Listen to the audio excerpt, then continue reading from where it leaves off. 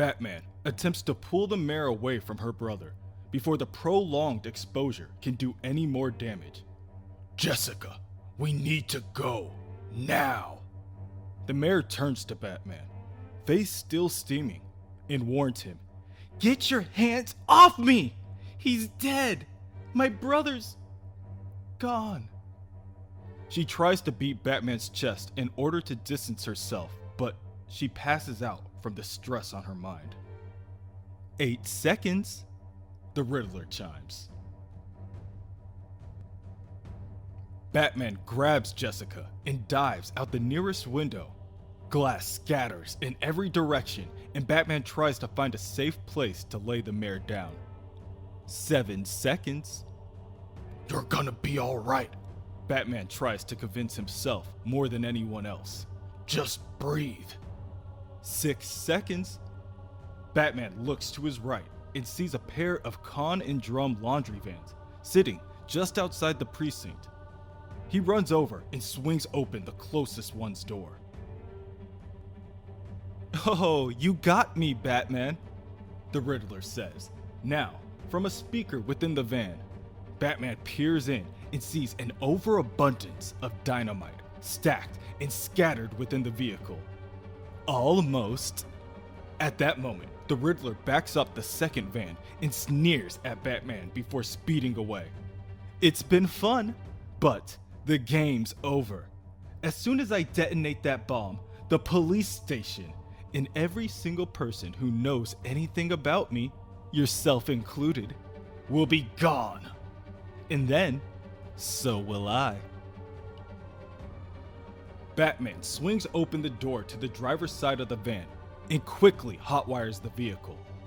He tells the criminal, "I have a riddle for you, Riddler." The Riddler, who is only moments away from detonating the bomb, has his interest piqued. There are 2 cars that leave the Gotham Police Department, one 5 seconds after the other, both traveling at approximately 60 miles an hour. The one in front has a trigger to a bomb carried in the second car. The cars are within half a city block of one another. What happens to both cars when the trigger is flipped? The Riddler looks into his rearview mirror and scowls. You want the answer? I know the answer, Batman. Getting ahead of you by 1 city block is the answer. Then, I can make you go boom. The Riddler makes the next left turn at the last second and begins to accelerate, but Batman is right behind him. However, Batman does not make the turn as efficiently, and the front of his van collides with a parked car. Batman is able to keep the van on the road, but is alarmed by the jostling of the explosives in the back. Ooh, watch those corners, Batman. Your cargo is very delicate. You don't slow down, you could be the latest victim of the Riddler, the terror of Gotham. Batman presses on the gas pedal as hard as he can to make up for lost time. The terror of Gotham? You've tried to conceal these murders by building yourself into something bigger than you are. But you're no terror. Batman catches up to the Riddler and rams him off the road.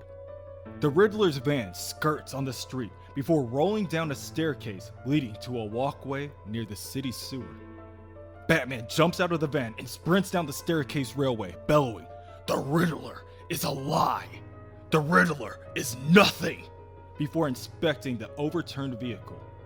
To his surprise, there is no one in the passenger seat. You think I'm nothing? Who are you? The Riddler asks from behind. Batman trusts his instincts and dives to the side, predicting the Riddler firing off a shot from his pistol. Batman then bobs and weaves to bridge the gap. He closes in on the Riddler and follows up with a 1-2 punch to the Riddler's chin, saying, "You'll never know the answer. It's over." "No!" the Riddler cries out as he lifts the detonator. "Let's answer the ultimate riddle together. Is there anything after death? The Riddler prepares to end it all, but out of nowhere, Waylon Jones, the Killer Croc, arrives and claws at the criminal's back. Waylon's claws draw blood, and the Riddler screams out in pain. Batman takes a step back, also unnerved by the unexpected intrusion. The look on Batman's face causes the Riddler to look behind him, and he is greeted by Waylon roaring and baring his sharpened fangs. In absolute terror, the Riddler fires off another shot from his pistols to stall the beast. When the first shot doesn't work, he lets out 3 more rounds. Waylon falls on his back and begins to bleed out. The Riddler, now in a fit of rage, turns to Batman and says, "Now, we die too!" The criminal is seconds away from pressing the detonator, but is stopped once again. This time, by a perfectly thrown batarang that pierces his wrist and forces the Riddler to drop his detonator that he once held so tightly.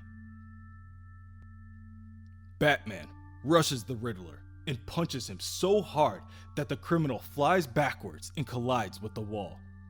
Batman then catches the detonator while it's still in midair and watches as the Riddler slides to the floor, unconscious. Immediately, Batman rushes to Waylon's side.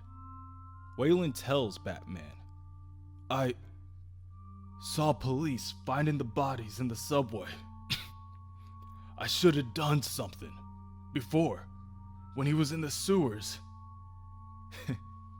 He begins to choke on his own blood. "I didn't want to go back down there anyway." The next day, Jim Gordon walks into the police department and is greeted by a more tidied up Harvey Bullock. "They say Bruce Wayne is paying for all the repairs. You get that, Gordo? We arrest the guy, accuse him of being the Riddler, and he writes a big fat check to the police department. The city may have underestimated Bruce Wayne. His parents were good people. You're good people too. When people are drowning in Gotham, they don't often get thrown a life preserver.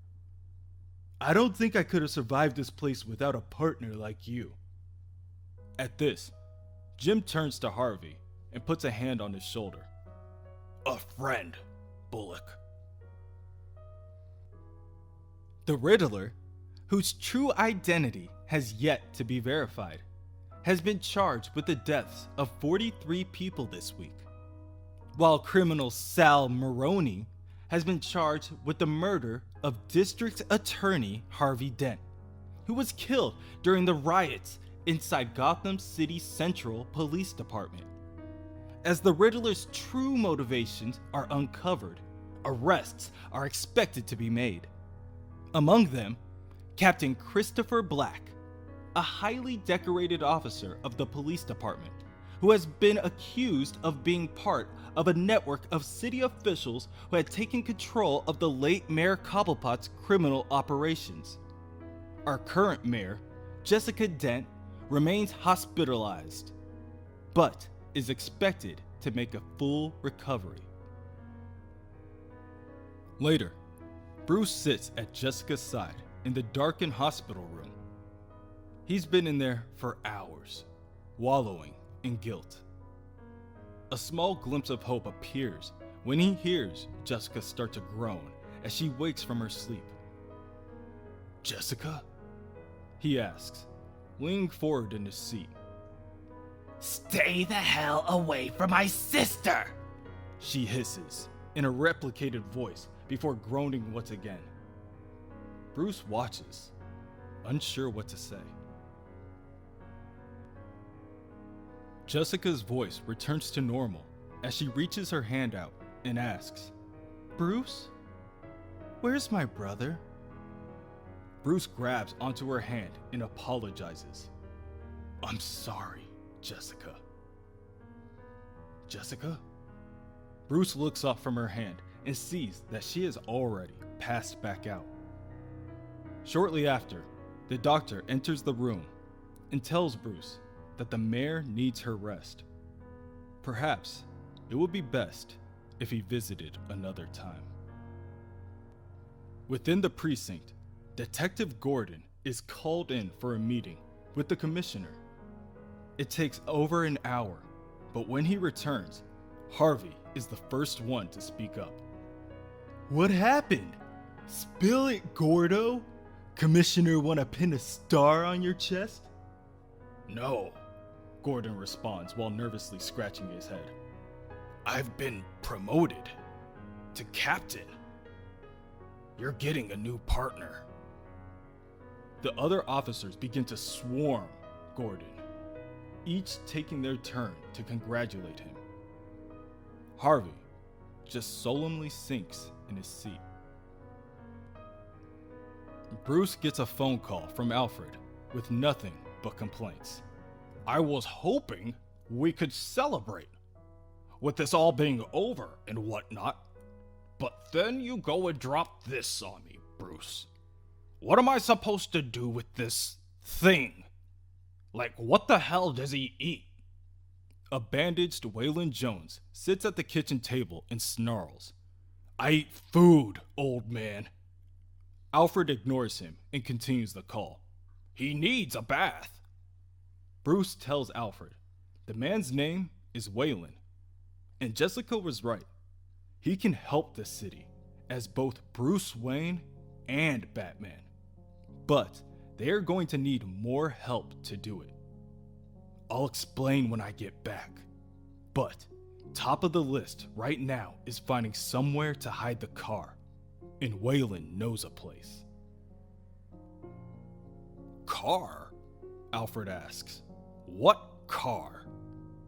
Within Wayne Industries, Bruce Wayne's private, exhausted, and overworked research and development team have some complaints of their own. What do you mean Mr. Wayne doesn't want the car anymore? We've been working around the clock to get it done, Mr. Fox. Lucius throws his hands up in defense, explaining, Mr. Wayne has another project in mind. The phone call continues. Bruce tells Alfred, the city has a new chance, and so do we. Uh-huh. Great. Sunshine and rainbows for everyone. One other thing, Romeo. You know the flowers you asked me to send to that apartment? Did you? Tried. The owner was out of town that night you crashed in. His place had been robbed while you were gone. So, don't let yourself go thinking Gotham has been cured of anything yet. See, Bruce, you might have worked out who you are, but in Gotham, you never know who anyone else really is.